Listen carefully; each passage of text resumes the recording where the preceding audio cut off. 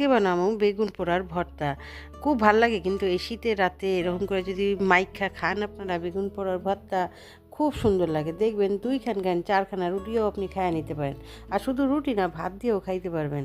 তো এরকম করে বেগুনটারে আস্তে করে পুড়ায় নিব একটু তেল মাখাইয়া। তারপর একটা বাটিতে জল নিয়ে তার মধ্যে পোড়া বেগুনটা এবং টমেটোটা পোড়া ছালগুলা তুইলা ভালাই দিমু।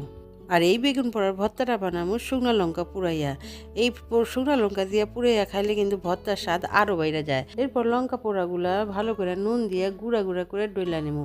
এই ভর্তা মাখতে লাগবে ধনিয়া পাতা আর পেঁয়াজ কুচি আর সরষার তেল। তো লঙ্কাটা নুনের সঙ্গে ডলা হয়ে গেলে আস্তে আস্তে এই পেঁয়াজ কুচি আর ধনিয়া পাতা একসঙ্গে মিশাই দিব। তারপরে বেগুনটারে ভালো করে ডইলা দিব।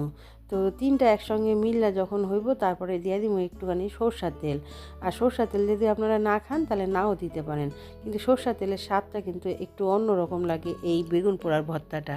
তো এইভাবে মাইকা দেখেন রেডি হয়ে গেল।